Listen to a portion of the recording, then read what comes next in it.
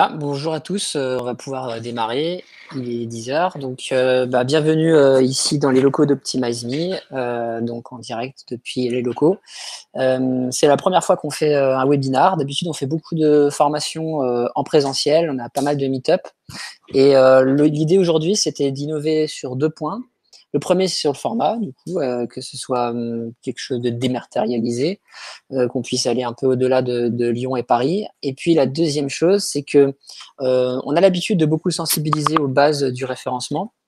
Maintenant, l'objectif, ça va être d'aller un petit peu plus loin que les bases. Alors, même si ça va être possible de suivre, même si on n'a pas spécialement de connaissances techniques en SEO, mais on va aller plus loin et on va aller surtout regarder les dernières mises à jour de Google sur lesquelles on a un peu de recul maintenant, sur lesquelles on a pu faire des tests. Et vous allez voir qu'il y a eu pas mal de modifications et que le référencement d'aujourd'hui n'a plus grand-chose à voir avec le référencement d'hier. Alors, on va parcourir ça ensemble. Il y aura des moments où vous aurez en visuel ce document PowerPoint. Donc, vous aurez une partie sous forme de document PowerPoint comme ça, et puis à certains moments, je ferai des escapades sur Google pour aller voir comment ça se passe dans les résultats de recherche. Alors, la première chose, c'est que la plupart d'entre vous, je pense, surtout si vous êtes e-commerçant, connaissent les 3 grands critères du référencement que sont le contenu, qu'est-ce que j'ai pu écrire sur mes pages, les backlinks, c'est-à-dire tout ce que j'ai pu avoir comme notoriété venue depuis d'autres sites internet. Donc à chaque fois qu'un site internet fait un lien vers moi, ça augmente ma notoriété aux yeux de Google. C'est un peu comme un vote aux yeux de Google. Et puis le troisième, qui est le plus méconnu, qui est le critère comportemental. Alors pendant très longtemps, le critère comportemental était en fait celui qui est le moins important.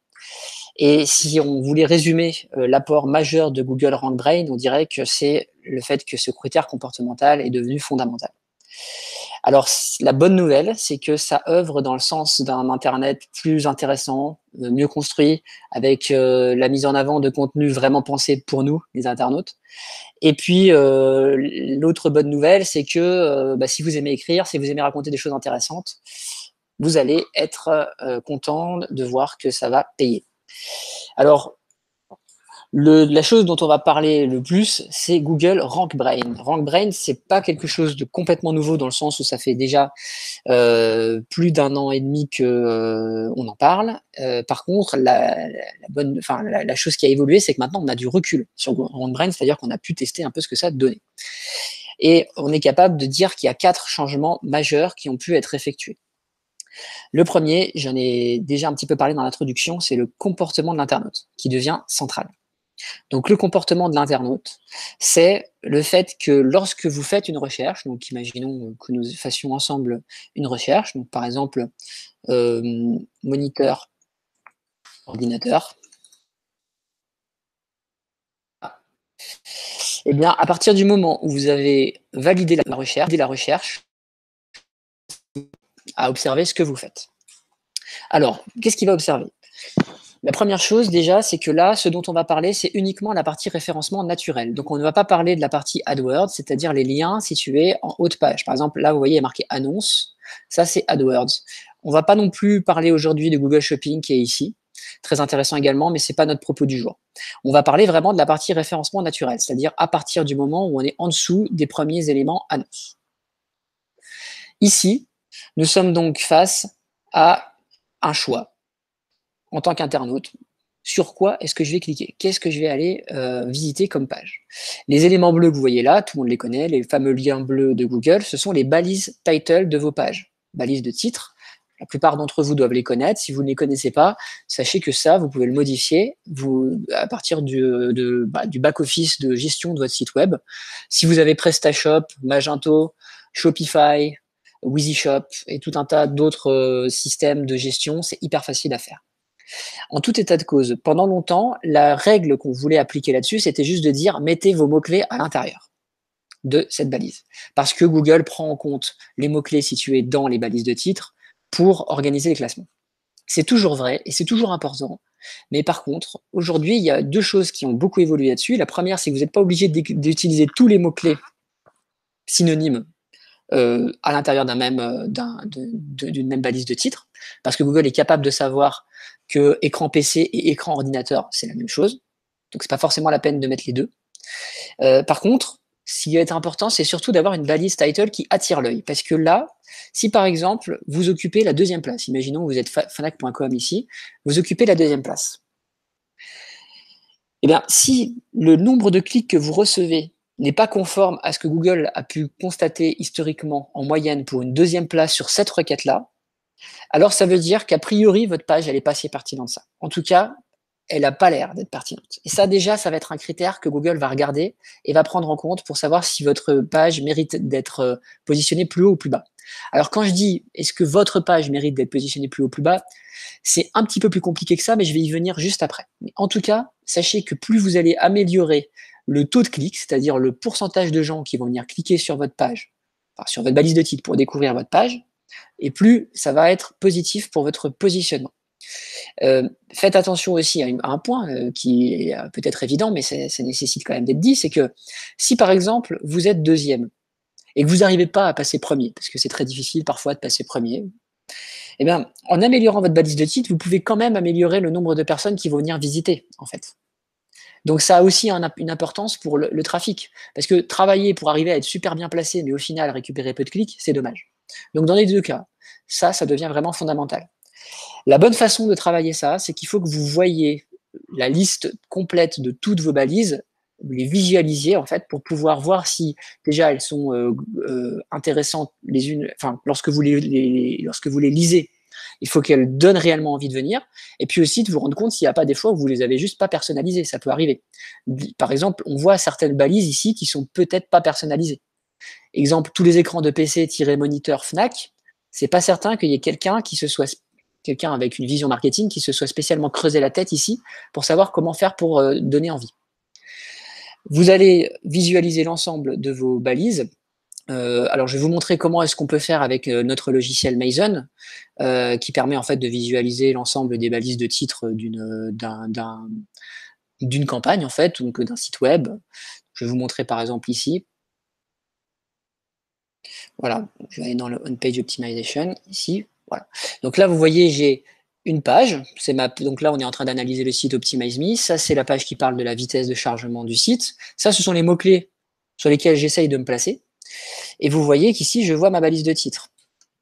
Alors, si j'ai envie de travailler uniquement sur mes balises de titre et de rien voir d'autre, parce que des fois, hein, c'est plus facile de travailler quand on voit que ce qui nous intéresse, bon, je vais uniquement mettre ma balise de titre. Et là, je vais pouvoir les parcourir les unes après les autres sur l'ensemble de mon site et vraiment prendre le temps de me poser la question, finalement, est-ce que je donne envie aux gens de venir? Alors, on va essayer de rentrer un peu dans le détail de ce qu'est-ce que ça veut dire donner envie de venir. Prenons par exemple celle-ci, tiens. Top 10 des banques d'images gratuites où trouver de belles photos. Ici, ce qu'on veut, c'est attirer les gens qui cherchent à illustrer leur contenu grâce à des photos et qui n'ont pas envie de payer. Ça, c'est la proposition de valeur. La proposition de valeur, c'est quel problème je règle.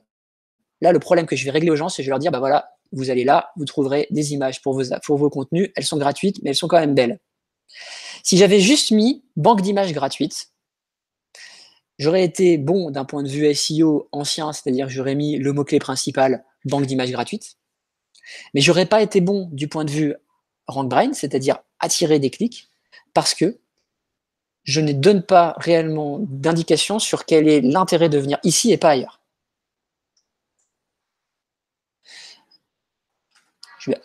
On me murmure à l'oreillette qu'il faut que je mette en grand écran. Donc voilà, peut-être qu'ici vous verrez mieux comme cela. Alors, donc le top 10 des banques d'images gratuites où trouver de belles photos, qu'est-ce qu'on a comme élément qui donne envie? Déjà, le côté top 10. C'est quelque chose que vous commencez à savoir, je pense, parce que ça a été énormément dit, mais ça reste important. Lorsque vous mettez des chiffres, des classements, vous allez inciter les personnes à se dire je vais à peu près trouver ce que je veux parce que ça a été travaillé en amont. C'est pas juste on me donne une liste en vrac ou alors on m'en conseille un, c'est un top 10, c'est tranché, je donne une opinion. Donc forcément, ça va être intéressant pour les gens. Et ensuite, ici, on a où trouver de belles photos. C'est quoi, en fait, le but de trouver des images gratuites? C'est d'avoir des belles photos. Donc, je prends un parti parce qu'effectivement, je pourrais aussi avoir des banques d'images pour trouver des illustrations. Ce serait différent, par exemple.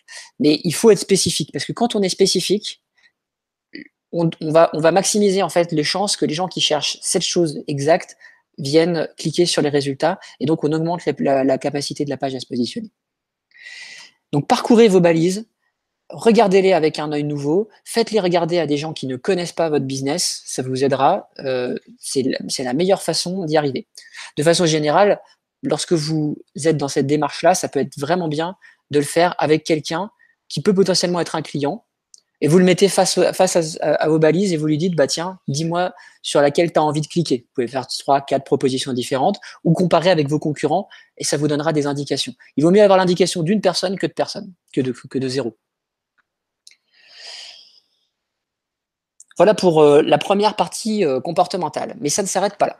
Parce qu'une fois que les gens ont cliqué, la suite, ça va être que bah, vous allez vous prononcer sur l'intérêt que va avoir la page.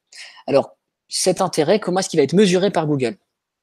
Ce que Google est capable de savoir, c'est que vous êtes sorti de ces résultats en cliquant sur telle balise et que vous êtes revenu. Et la question, ça va être l'intervalle dans lequel vous êtes sorti et revenu. Alors, je vais vous raconter une petite histoire au passage qui était un petit peu amusante et qui permet de bien comprendre ça. Il y a quelques temps, je pense que c'était il y a peut-être 2 ou 3 ans, lorsqu'on tapait le mot-clé IVG, donc interruption volontaire de grossesse, sur Google, eh bien, le site du gouvernement qui est là n'apparaissait pas en première position. Celui qui apparaissait en première position, c'est celui-ci, ivg.net. Et en fait, la particularité de ce site, c'est que c'est un site qui a été conçu. Ah, il y a eu un petit truc qui s'est intercalé là. On va refaire la requête.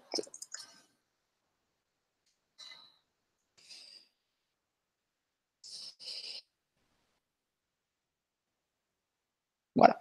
Donc ce site-là, c'est un site en fait qui a été monté par des gens qui sont anti-avortement pour convaincre les femmes souhaitant ou envisageant d'avorter de ne pas le faire en appelant ce numéro-là. Et du coup, bah, le ministère s'en est rendu compte. Et puis moi, j'ai vu passer en fait un post Facebook qui indiquait, donc c'était un post rédigé par le journal Cosette, qui est un journal féministe assez connu, qui relayait un tweet du gouvernement disant attention sur allez sur Google, tapez le mot-clé IVG massivement et venez cliquer sur le site du gouvernement pour aider le site du gouvernement à remonter, puisque le site était classé seulement 2e sur Google. Et alors, en fait, malheureusement, ce tweet donc, de Najat Vallaud-Belkacem, qui a été énormément repris, indiquait précisément ce qu'il fallait faire pour pouvoir déclasser encore le site du gouvernement. Parce que finalement, quel est le message que Google reçoit? Il reçoit que massivement, quand les gens cliquent sur le site du gouvernement, ils cliquent ensuite sur précédent, pour éventuellement revenir sur le site du gouvernement, faire précédent, etc. Donc en gros, il crée ce qu'on appelle du taux de rebond. Donc le taux de rebond, j'imagine la plupart d'entre vous sont rodés à ça, c'est tout simplement le nombre de gens qui sont venus sur la page, qui ont visité aucune autre page et qui sont repartis directement. Et ça veut dire que globalement, les gens n'ont pas trouvé ce qu'ils voulaient. Donc, RankBrain va utiliser ça pour déclasser les pages. Alors, du coup, l'enjeu, ça va être quoi? Ça va être de faire en sorte que les gens qui viennent sur vos pages, ils restent. Alors évidemment, vous, votre premier intérêt, c'est même qu'ils convertissent, c'est-à-dire qu'ils achètent, etc. Mais vous n'aurez jamais 100% de visiteurs qui vont convertir. Donc, au-delà du travail de votre taux de conversion, il faut aussi travailler le taux de rétention, c'est-à-dire le temps que les gens vont rester sur vos pages à les découvrir. Et pour ça, il faut apporter un peu de valeur. Nous, en fait, notre conviction, c'est qu'il y a des sites internet e-commerce qui sont très bien positionnés sans contenu sur leur page. C'est vrai. Mais ce sont des sites qui, en général, dans 99% des cas, reçoivent tellement de backlinks, donc tellement de liens de la part d'autres sites web, qu'ils ont une notoriété immense. Et du coup, c'est pas comparable avec la plupart des e-commerçants qui créent leur site à partir de rien et qui, au bout de 2-3 ans, commencent un peu à tirer la langue. Donc, la carte à jouer pour un e-commerçant qui n'est pas la Fnac, c'est d'utiliser le contenu. Déjà, pour se positionner mieux, pour générer de la longue traîne, ça vous le savez certainement, c'est-à-dire plus vous allez mettre de texte, plus potentiellement ce texte va aider à se positionner sur des mots-clés longs tapés par des internautes. Mais en plus, ça va permettre d'augmenter le temps de lecture de vos pages. Et ça, c'est vraiment un critère qui va alimenter Google RankBrain en lui disant, regarde, cette page, elle est lue réellement par les internautes, elle répond réellement à leurs questions. Donc pensez-y, augmentez le contenu sur votre site, on y reviendra tout à l'heure pour avoir des pistes concrètes de comment faire ça quand on est e-commerçant, parce que c'est souvent une question qu'on a. Et pas d'inquiétude, c'est tout à fait possible. Alors maintenant, regardons un peu plus en détail comment ça marche techniquement. Je vous ai dit tout à l'heure, quand vous faites une recherche et que vous allez cliquer sur une balise de titre et que Google va se rendre compte que potentiellement, il n'y a pas beaucoup de gens qui vont cliquer sur cette balise-là et donc va considérer que votre page mérite d'être déclassée. C'est un peu plus complexe que ça. En réalité, ce qui se passe, c'est que Google va faire des tests, c'est-à-dire positionner parfois une page très haut, puis plus bas, etc. C'est ce qu'on appelle l'effet yo-yo. On a souvent des clients qui nous disent « je comprends pas, j'ai travaillé mon SEO, j'ai fait tout ce que vous avez dit, et là, ça fait seulement 2-3 semaines que je l'ai mis et j'ai baissé ». Alors, c'est pas du tout mauvais signe. Ça veut dire que RankBrain est en train d'agir, est en train de faire des tests. Donc, des fois, il vous place bas, des fois, il vous place haut. Et son but, c'est de pouvoir faire en sorte qu'il y ait un algo spécifique par requête. C'est ça qui est assez dingue aujourd'hui. C'est qu'il n'y a plus un algorithme de Google, il y a un algorithme qui s'auto-ajuste par système d'apprentissage automatique. Donc, comment ça marche? Disons que je me rends compte que Google, le RankBrain, donc l'intelligence artificielle, se rend compte que sur cette requête-là, par exemple, celle dont on parlait tout à l'heure, moniteur écran d'ordinateur, moniteur ordinateur, il n'y a pas de très bons résultats dans le sens où les gens cliquent pas beaucoup, ont tendance à aller à la deuxième page, ont tendance à visiter très vite une page et à revenir, etc. Globalement, ils trouvent pas ce qu'ils veulent. Et alors, RankBrain va modifier son algorithme en tentant quelque chose d'autre. Pour ça, il va dire, je vais donner plus d'importance, par exemple, au backlink, ou moins d'importance au backlink, ou plus à tel autre critère, parmi les centaines de critères que Google va contenir. Donc, il va donc faire cette modification et cette fois-ci retester pour voir si le comportement des utilisateurs s'est amélioré. Est-ce qu'il y a une meilleure satisfaction de l'utilisateur? Si oui, à ce moment-là, il va conserver cet algorithme-là. En tout cas, il va continuer à travailler dans ce sens-là. Sinon, il va retenter autre chose. C'est un système classique d'apprentissage automatique, c'est quelque chose qui existe depuis des années, l'apprentissage automatique, c'est pas quelque chose de nouveau, mais par contre, ce qui est assez fantastique, c'est de l'avoir mis en place à une telle échelle, parce que du coup, c'est valable pour l'ensemble des requêtes du monde. Ça a été déployé au tout début aux États-Unis, mais maintenant, c'est vraiment déployé partout. Donc là, dans ce petit schéma, vous voyez, là, je constate que la satisfaction des utilisateurs est faible. Ici, je teste un nouvel algorithme. Là, je vois que du coup, là j'implémente en fait une augmentation de l'importance des backlinks par 1,41% par exemple. Et du coup, je constate que là, ça s'est amélioré, la satisfaction des utilisateurs par 7,92.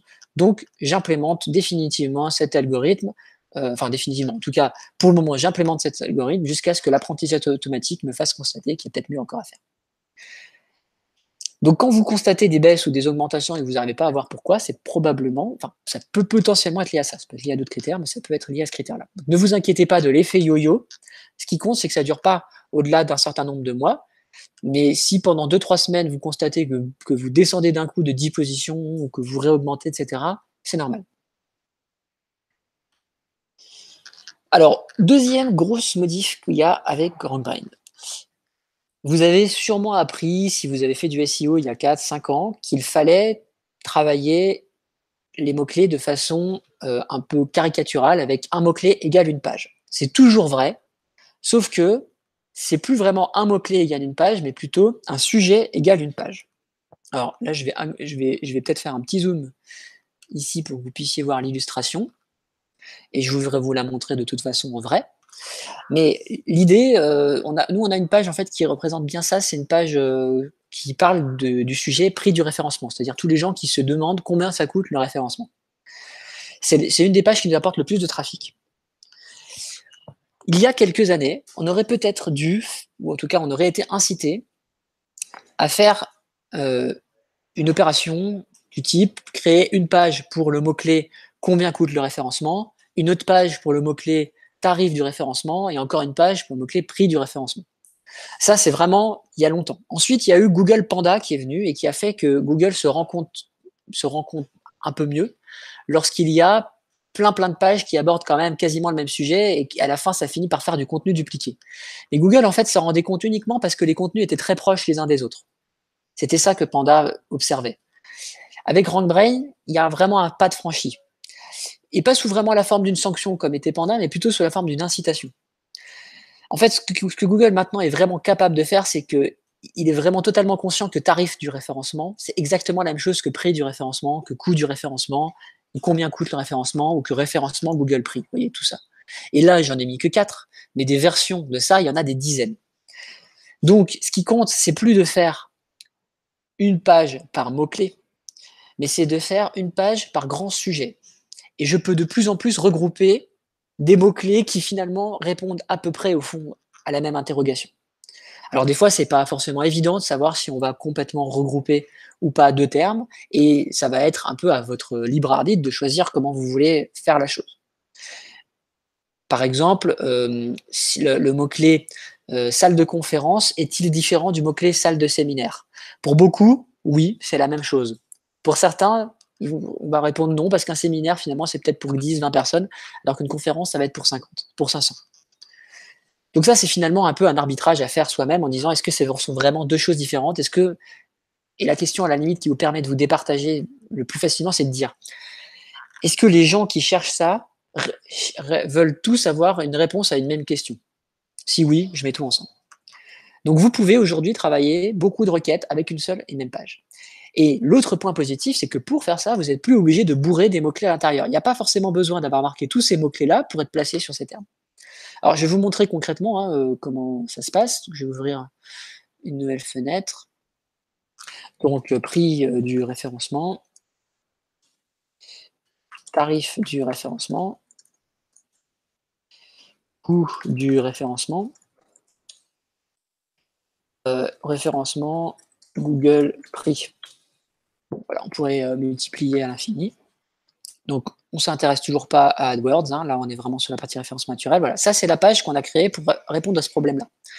Avec, du coup, comme balise title, référencement Google, prix et tarif du référencement naturel.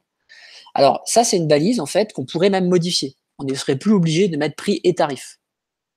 La raison pour laquelle on a conservé les deux, c'est de se dire que ça peut être intéressant que l'internaute visualise exactement ce qu'il a marqué. Et comme les gens marquent majoritairement prix ou tarif, on les a mis les deux. Bon, on ne serait pas allé jusqu'à faire prix du référencement, virgule, tarif du référencement, virgule, coût du référencement.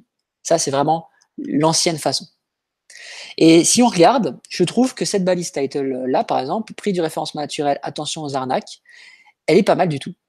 Parce qu'elle donne un vrai intérêt, parce qu'on a envie de se dire, c'est quoi les arnaques? Et effectivement, quand on cherche les prix du référencement, ce qu'on veut, c'est éviter de se faire arnaquer. Donc ça répond très bien à la question. Alors maintenant, regardons ici pour tarif du référencement. Vous voyez, c'est exactement la même page. Si je clique dessus, je vais cliquer aussi sur la première. Et pour coût du référencement, vous voyez, là, prix et tarif, il n'y a pas marqué coût du référencement ici, on est bien d'accord. Hein. Donc si je vais dessus, je me rends bien compte que je suis à chaque fois sur la même page. Avec pas mal de contenu texte dans lequel j'essaye d'apporter une vraie réponse aux gens. Même si c'est difficile, parce qu'il y a beaucoup de gens qui répondraient, mais en fait, le coût du référencement, ça dépend. Alors j'aurais pu écrire combien coûte le référencement, ça dépend. Bon, ah non. Le but, c'est d'aller vraiment essayer d'apporter des éléments de réponse. Donc nous, notre approche, ça a été de se dire, bon, bah, il y a plusieurs éléments dans une prestation de référencement, on va essayer de les chiffrer les uns avec les autres en fonction du nombre de pages. C'est un parti pris, mais il y a plein de partis pris possibles. Et il y a peut-être même des meilleures façons que ça d'y répondre. En tout cas, pour le moment, Google considère que notre façon est la meilleure. Probablement aussi parce que les internautes lisent en détail et considèrent qu'effectivement, ils ont une bonne réponse à l'intérieur de ce contenu-là. Donc, cette partie-là, ce qu'il faut en retenir, c'est vraiment de se dire, je ne vais pas créer une page pour chaque mot-clé, mais pour chaque sujet. La question des fois qu'on me pose, c'est de dire, ben oui, mais du coup, je mets quel mot-clé dans la balise title et dans le H1? Premier élément de réponse, celui que vous voulez, puisque de toute façon, Google sera capable de savoir que l'un et l'autre sont la même chose. Deuxième élément de réponse, ça peut être intéressant, comme je vous l'ai dit, que les gens retrouvent majoritairement ce qu'ils ont tapé. Donc si par exemple, dans notre exemple ici, prix du référencement, c'est ce qui est le plus recherché, Donc ça, vous regardez les volumes de recherche hein, avec votre logiciel de référencement préféré. Vous prenez celui-là parce que majoritairement, les gens vont s'y retrouver. Alors, pour ceux qui aiment bien comprendre, alors une des technologies qui est derrière, en tout cas qui a vraiment inspiré Google RankBrains, c'est une techno qui s'appelle Word2Vec, qui transforme les mots en vecteurs. Et une des applications, en fait, c'est que Google est capable de savoir que la relation qu'il y a entre France et Paris, c'est la même que celle qu'il y a entre Germany et Berlin, ou entre Rome et Italie. Ce système de vecteurs fait que Google a implémenté une sorte de nouvelle phase dans sa recherche de résultats. Et cette nouvelle phase, en fait, elle se situe avant la recherche. C'est-à-dire qu'en fait, lorsque vous lancez votre recherche, Google va d'abord se demander le terme IVG, est-ce que il a d'autres façons d'être exprimé de la même façon? Par exemple, avortement. Donc, Google va d'abord faire cette pré-recherche-là, ce qui fait qu'aujourd'hui, sur pas mal de mots-clés, quand les vecteurs ont bien fonctionné pour Google, vous allez retrouver à peu près la même structure de résultats, en tout cas les mêmes résultats, avec deux expressions différentes. Ça, je vais y revenir tout à l'heure, je vous donnerai des exemples concrets. Et donc, comment est-ce qu'on s'adapte? Alors, première chose, puisque aujourd'hui, Google fonctionne par sujet et non plus uniquement par mots-clés, eh bien, on va regrouper les mots-clés par concept. Avant RankBrain, on pouvait potentiellement avoir ce type de résultat de recherche. Alors, je vais zoomer un peu. Voilà, j'espère que tout le monde voit bien. Ici, le mot-clé qui a été entré, c'est Best Keyword Research Tool. Donc, le meilleur système de recherche de mots-clés. Et ici, c'est Best Tool for Keyword Research. Donc, meilleur outil pour recherche de mots-clés. Donc, c'est exactement la même chose, mais les mots ne sont pas dans le même ordre, en fait. Et avant, là, je parle vraiment de avant RankBrain, les résultats de recherche pouvaient être très, très différents. Parce que Google allait maximiser la présence en tête des termes qui correspondaient le plus à la recherche. Donc là, par exemple, qui reprennent à peu près le même ordre de mots-clés.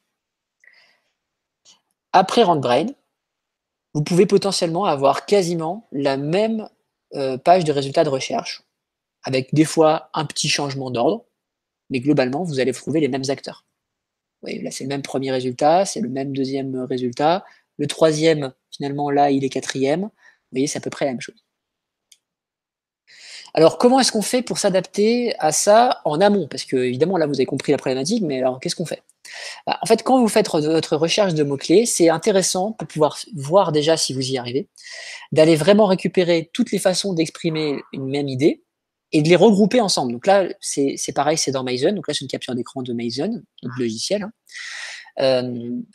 Donc je vous parlerai un petit peu à la fin. Et là, vous voyez qu'on a Voyage Maroc tout compris comme étant la recherche qui nous permet de trouver d'autres idées. Ça, c'est mon sujet. Mon sujet, c'est je veux voyager au Maroc et je veux que tout soit compris. Donc je veux pas juste un vol ou un hôtel, je veux tout. Et là, Mason va suggérer des termes qui parfois finalement expriment tous cette même idée. Par exemple, voyage Maroc tout inclus, c'est pareil que voyage Maroc tout compris. Là, on a, au lieu d'avoir voyage, on a séjour, donc séjour Maroc tout inclus. On a même le terme all inclusive, qui est exactement la même chose que tout compris.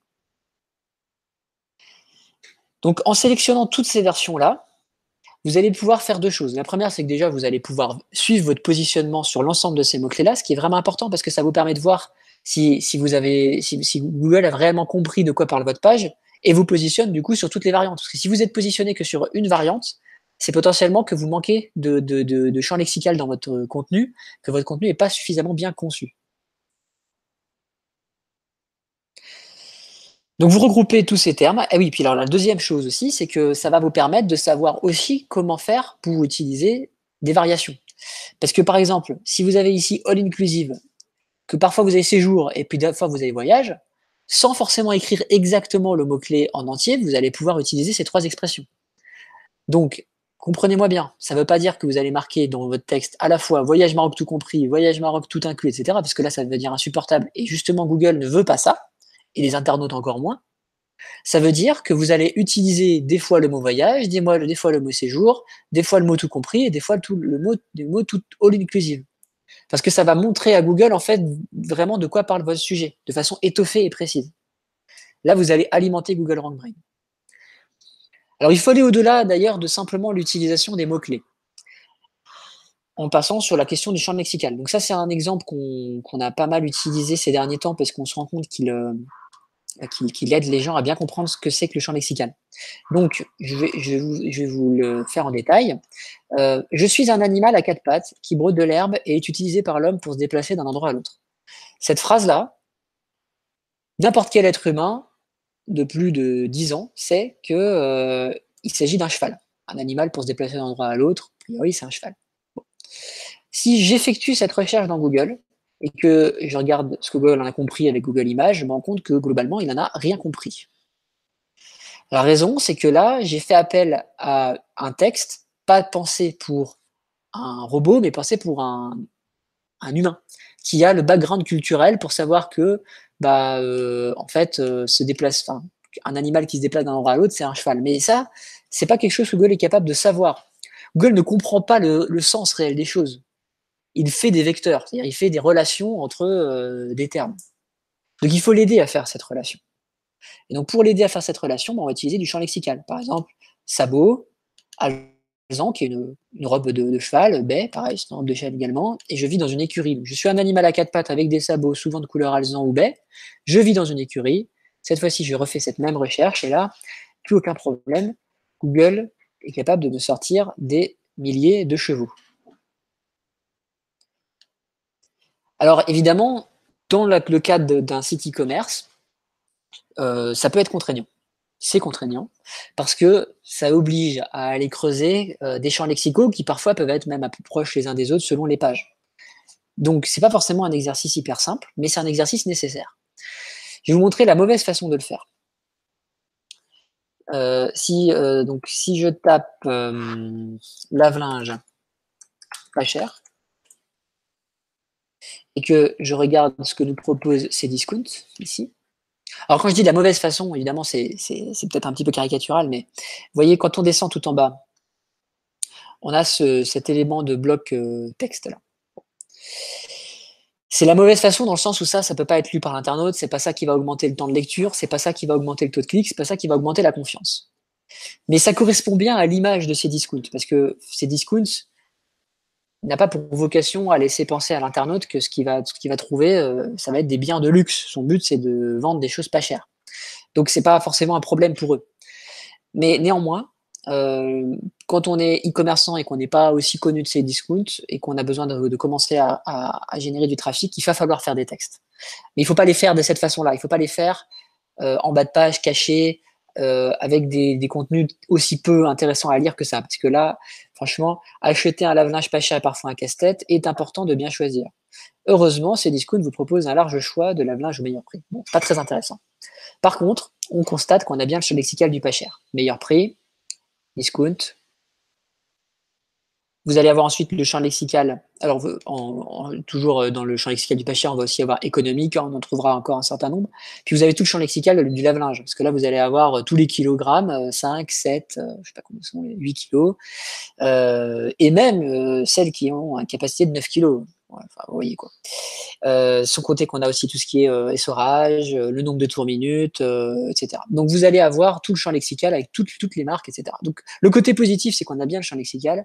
Le côté négatif, c'est que d'un point de vue utilisateur et d'un point de vue RankBrain, on n'est pas fantastique. Là-dessus, on propose également un outil de suggestion de champ lexical qui est inclus dans notre logiciel OptimizeMe. Donc cet outil, en fait, vous permet d'aller rédiger votre contenu de façon hyper simplifiée, dans le sens où vous êtes accompagné étape par étape pour la conception de ce contenu. Alors, je vais vous donner un exemple assez parlant sur le sujet des applications IGN. Alors, je ne sais pas si vous connaissez, moi je ne connaissais pas du tout, mais rien que le fait d'avoir travaillé sur lexical m'a permis de bien le comprendre. Une application IGN, c'est une application pour organiser une randonnée. Donc je sors mon téléphone et je vais pouvoir programmer facilement un tour à faire dans la montagne. Et ici, vous voyez qu'on a les suggestions que OptimizeMe fait pour le champ lexical. Le but, ça va être d'en choisir quelques-unes qui vont être celles qui me plaisent le plus. Il y en a toujours dans les suggestions qui ne sont pas forcément pertinentes parce que il y a plusieurs façons d'écrire sur le même sujet, etc. Donc il faut choisir celle qu'on veut. Pas obligé de toutes les choisir, évidemment. Il faut choisir une vingtaine, une trentaine, une quarantaine selon le volume global. Donc maintenant, je vais aller dans le système de rédaction. Et là, en fait, juste en lisant ça, je suis capable de vous parler d'hygiène, même si j'y connais rien. Je peux vous dire, par exemple, que organiser une randonnée,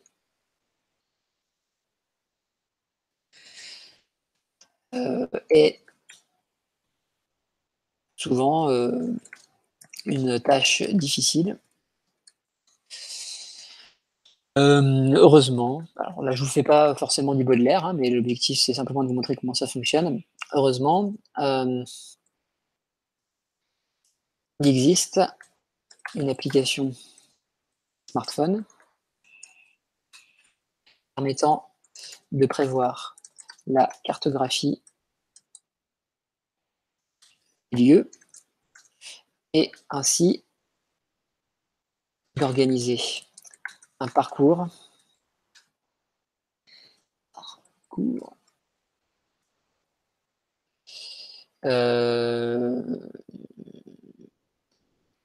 en altitude, par exemple. Et vous voyez que là, on a en orange tous les termes qu'on a bien utilisés en rédigeant notre contenu. Donc ça, c'est réfléchir à la fois à Google et à l'internaute. Parce que nécessairement, en utilisant ces termes, je vais pouvoir étoffer. Il va falloir que je parle de comment ça se passe dans la montagne, comment ça se passe avec les cartes topographiques, quelle est la différence, etc. etc. Et là, on a vraiment des termes qui vont nous permettre de sortir du lot. Alors, on a fait un petit test à ce sujet qui est assez amusant. Sur la requête assez concurrentielle, en fait, trouver Chuck Norris. Donc, quand vous tapez trouver Chuck Norris, Google, vous avez un certain nombre de contenus qui sortent et le nôtre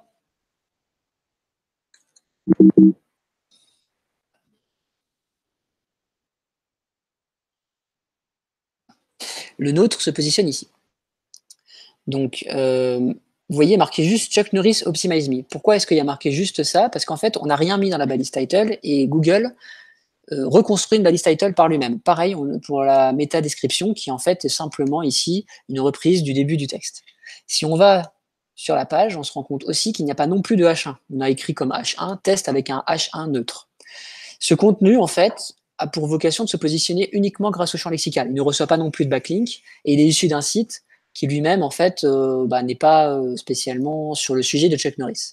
Il y a un biais quand même existant, c'est qu'il a été un petit peu partagé, mais pas énormément, sur Facebook. Donc, il y a quelques signaux sociaux qui sont pris en compte par Google. Mais avant même d'avoir ces signaux sociaux, il se positionnait déjà. En fait, ce contenu se positionne uniquement grâce au champ lexical. Il y a très peu d'autres critères qui le poussent. Peut-être un petit peu le fait que le site lui-même, OptimizeMe, est un nom de domaine qui a une certaine notoriété du point de vue de Google, mais pas du tout sur ce sujet-là. Donc, son positionnement est uniquement lié au champ lexical et à la variété de ce champ lexical à l'intérieur. Donc, on va retrouver la marque de sa voiture, Walker Texas Rangers, etc. Donc, tout ce qu'il faut pour parler de Chuck Norris correctement. Et ce qui est amusant, c'est qu'en fait, ça nous génère même des positions assez bonnes sur pas mal de mots-clés. Alors, je vais essayer de mettre en plus grand là. Voilà. Par exemple, trouver Chuck Norris, où est Chuck Norris, où trouver Chuck Norris, chercher Chuck Norris, comment trouver Chuck Norris, même en anglais, where is Chuck Norris. Donc toute cette variété de façon d'exprimer la même idée. Et puis ça nous génère même du trafic. On est quand même à 14 000 sessions. Je crois que c'était sur une période d'1 mois, générées par cette page-là. Alors certes, pas forcément très utile pour notre business, mais en tout cas, on voit que c'est quelque chose qui fonctionne. Alors, je reviens encore un petit peu sur la notion de balise title et métadescription et sur les modifications. J'en ai déjà parlé, mais vraiment, il est important d'utiliser les balises title de façon marketing. Finalement, la balise title, c'est un peu la porte d'entrée de votre site, un peu comme si vous aviez des locaux et que vous étiez commerçant dans la rue. Bah, vous auriez une importance en fait à soigner la devanture, à faire en sorte que les gens aient envie de rentrer. Ben, ça, c'est pareil, c'est la devanture de votre site pour toutes ces portes d'entrée. Là, en l'occurrence, ce sont des balise titles qui montrent que le fait de dire voilà, ceci est prouvé scientifiquement va améliorer le taux de clic. C'est ça ce que les personnes qui gèrent ces sites se sont dit. Et cette personne-là ne parle pas de scientifically proven, mais dit quand même que c'est prouvé aussi.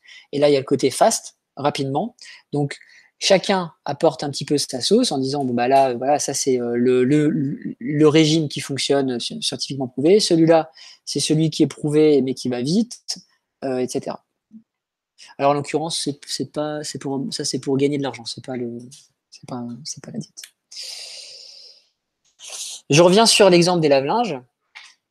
Si on regarde les balise titles qui nous sont proposés, les 3 que je trouverais les plus pertinentes ici, ce seraient lesquelles? Ce serait d'abord celle-là, qui correspond bien d'ailleurs à radin.com, qui est un site qui a pris tout de suite un parti pris, qui essaye en fait d'être identifiable, d'être un peu provoquant. Rien que le terme radin.com, c'est en soi provoquant. Et donc, qu'est-ce qu'on nous dit? Comment ne pas se ruiner en achetant sur lave-linge? Clairement, des personnes qui veulent un lave-linge pas cher, ce qu'ils veulent, c'est pas se ruiner. Et là, le fait de le formuler sous la forme d'une question, on se dit qu'on va trouver des conseils. Donc, on a envie d'aller là, en fait. Le deuxième que je dirais pas mal, c'est celui-ci. Lave-linge performant et adapté à votre budget, c'est possible. Pourquoi? Parce que là, on essaie de montrer qu'on va être dans le pas cher, mais on va être quand même dans le juste milieu. Ici, ce qu'on veut attirer, c'est des gens qui cherchent un bon rapport qualité-prix. Mais c'est beaucoup plus détaillé que si je mets juste lave-linge pas cher. Vous voyez, là, lave-linge pas cher, machine à laver, Mister Godil, bon, non quoi. Je sais pas ce que je vais trouver. Donc, j'ai pas envie d'aller. Et là, lave-linge pas cher, livraison gratuite, machine à laver, ce qu'on nous met en avant, c'est la livraison gratuite, qui peut être un sujet fondamental quand on est en e-commerce. En tout cas, ces 3-là, ils nous donnent une raison particulière de venir les visiter. Les autres, globalement, ne nous donnent pas réellement. Alors aussi, j'en profite pour déconstruire un mythe qui serait que les gens ne lisent pas les contenus et que les contenus longs sont un handicap pour une bonne ergonomie ou quoi que ce soit. Déjà, première remarque, plus il y a de mots sur les pages, plus elles sont bien référencées. Là, vous voyez, autour des premières positions, ça c'est une étude américaine, hein, donc c'est plutôt pour le marché américain où il y a beaucoup plus de contenu parce que justement, comme c'est très concurrentiel, c'est un peu la course au contenu. Vous en avez de plus en plus maintenant qui font des contenus de 3000, de 5000 mots. Et là, vous voyez qu'on est entre 1900 et 2000, c'est là où on a les premières positions. On monte aux alentours de 2000 sur la position 2 et 3, donc globalement le triangle d'or, c'est là qu'on a les plus hauts, puis là, plus on descend et plus on se retrouve avec des pages sur lesquelles il y a peu de contenu textuel. Qu'il faut de contenu textuel. Passons un petit coup sur la... Alors, il y a aussi un truc que je ne vous ai pas mis là-dedans, mais je le mentionne quand même, c'est qu'il y a aussi des études qui ont montré que plus il y a du texte, plus les internautes restent longtemps sur la page, ce qui montre bien qu'ils le lisent. Ils ne le lisent pas de la même façon qu'on lit un bouquin, ça c'est sûr. En fait, ils le parcourent, ils vont sauter de H2 en H2, donc de sous-titre en sous-titre, mais ils vont lire. Et c'est comme ça qu'on peut donner confiance à un internaute, parce que lorsqu'on est capable de retenir son attention et que c'est chez nous qu'il a trouvé l'information qu'il souhaitait, à ce moment-là, on a créé un début de relation avec l'internaute. Et ça, c'est quelque chose qui est hyper valorisé, même par OneBrain, mais aussi même tout simplement dans le cadre de votre conversion. Mais si ce que vous faites comme texte, ce sont juste des contenus écrits pour Google, et que ça n'a aucun intérêt, et que c'est juste des tartines qui perturbent la navigation des gens, alors là, effectivement, ça n'a plus aucun sens de faire ça. Le cocon sémantique. Donc, le but du cocon sémantique, ça va être de thématiser le site à l'extrême pour apparaître comme une source d'information plus fiable. Alors, en fait, la bonne façon d'expliquer ça, c'est certainement de dire que ce que cherche Google en premier lieu, c'est de positionner les sites en lesquels il a le plus confiance.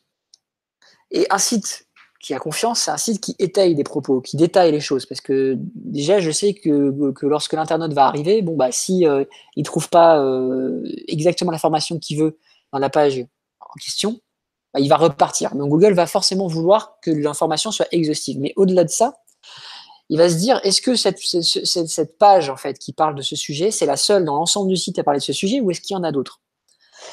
Donc, quand on fait un cocon sémantique, alors je ne vais pas rentrer totalement dans le détail du cocon sémantique, on a des vidéos sur le sujet, on pourra éventuellement même faire un webinaire si ça vous intéresse également sur ce sujet, mais l'idée, c'est de dire, je multiplie le nombre de pages qui vont parler d'un sujet donné. Alors, je vais vous montrer un petit schéma qui fonctionne bien là-dessus. Donc, c'est un schéma qu'on monte dans le cadre de notre lorsqu'on fait des présentations de nos offres, parce qu'il est très parlant. Donc, imaginons quelqu'un qui a tapé le mot-clé colonie de vacances musique dans Google. Donc, imaginons dans un monde complètement imaginaire qu'il y a 2 pages qui en parlent, uniquement 2 pages sur l'ensemble du web qui parlent de ça. Il y a la page de votre concurrent, puis il y a votre page à vous. Et imaginons que ces 2 pages ont à peu près le même nombre de mots, à peu près le même nombre de backlinks, etc. Qu'est-ce qui va faire la différence entre les deux? Une façon fondamentale de faire la différence, c'est que cette page soit issue d'un ensemble d'autres pages parlant à peu près du même sujet, soit d'un point de vue plus spécifique, soit d'un point de vue plus large. Par exemple, ici, ça pourrait être un article de blog, l'écolo et la musique, notre pédagogie.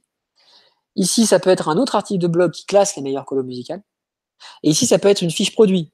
Parce que là, on est dans une page plus catégorielle, comme dans le côté e-commerce. Ça, c'est toutes les colos musiques. Il peut y en avoir plein. Il y en a sur le colo du rock, les colos musique classiques, celles qui sont plutôt pour les enfants et celles qui sont plutôt pour les ados. Et toutes ces pages-là doivent faire des liens entre elles, selon la méthode du cocon sémantique que je ne détaillerai pas là, mais en tout cas, elles doivent faire des liens entre elles pour montrer qu'elles forment un ensemble sémantique cohérent. Ce qui veut dire que pour Google, cette page-là, elle est forcément plus pertinente parce qu'elle est issue d'un site dont c'est le métier de parler de ça, en fait. C'est sa spécialité. Il a déjà écrit toute une littérature sur ce sujet-là. C'est une des raisons, c'est pas la seule, bien sûr, mais c'est une des raisons pour lesquelles Wikipédia arrive à se positionner sur quasiment n'importe quelle requête informative. C'est parce que dans Wikipédia, chaque page est reliée à toutes les autres pages qui abordent le même sujet d'un point de vue plus haut ou plus bas dans une hiérarchie. Donc, le principe du cocon sémantique, ça va être d'abord de faire un plan assez grand. Là, j'ai juste un tout petit bout du cocon sémantique. En général, c'est un très grand plan, ça peut être une centaine ou plus généralement 500 ou 1000 branches dans lesquelles on va détailler de plus en plus, en fait, au fur et à mesure qu'on avance, chaque sujet, le dépioter, entre guillemets, et faire des liens internes de sujet en sujet. Et là, quand quelqu'un va chercher colo théâtre, ces pages-là, elles vont pousser le positionnement de cette page-là. Et quand quelqu'un va taper colonie de vacances artistiques, cette page-là, mais aussi même cet ensemble sémantique-là, va pousser le positionnement de la page colonie vacances artistiques.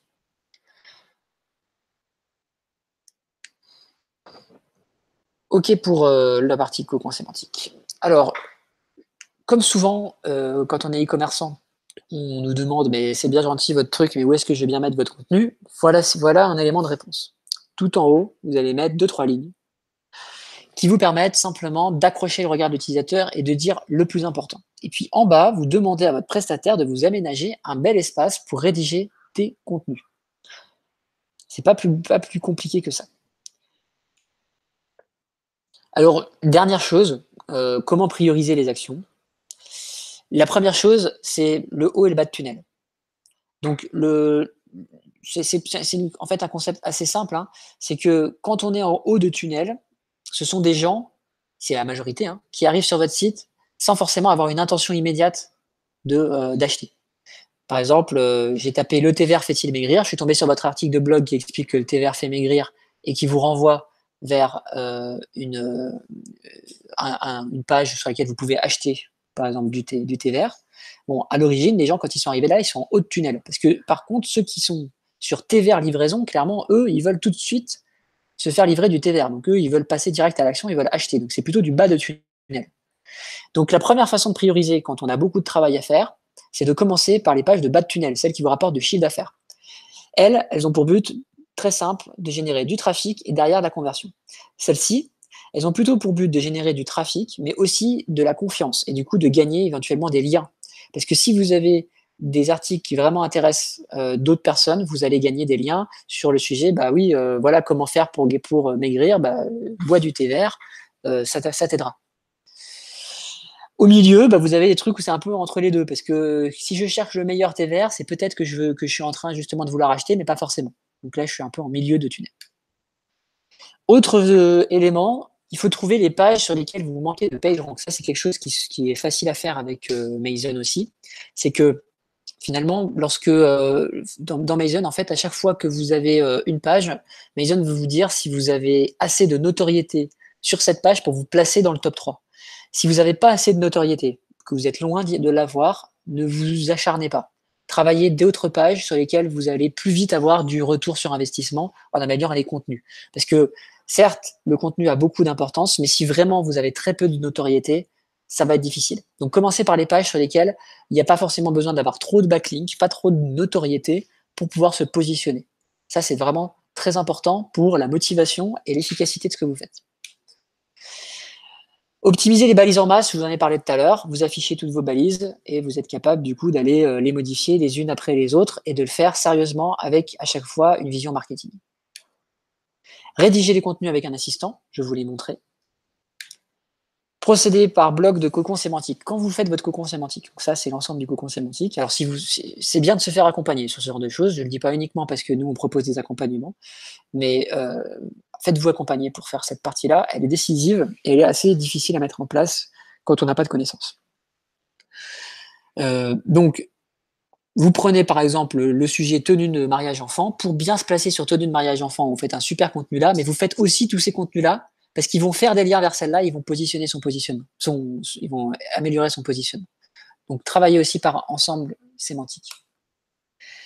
Voilà, c'est tout pour ce webinar. Une petite précision puisque on est rentré assez vite dans le vif du sujet, mais peut-être que certains d'entre vous ne nous connaissent pas. Donc, je vous fais une présentation rapide.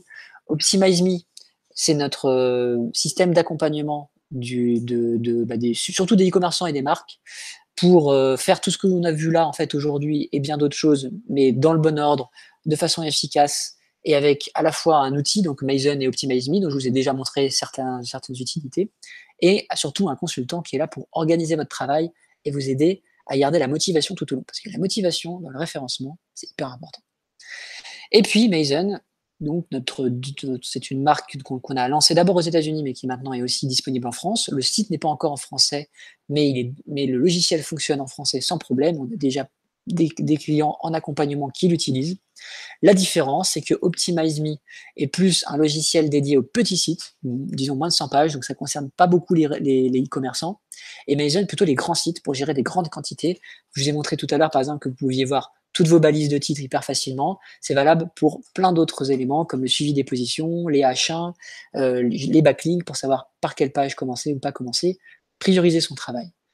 De mon côté, je suis disponible pour vous accompagner dans votre réflexion stratégique, sur est-ce que vous voulez avancer un peu de la façon dont on vous a présenté les choses.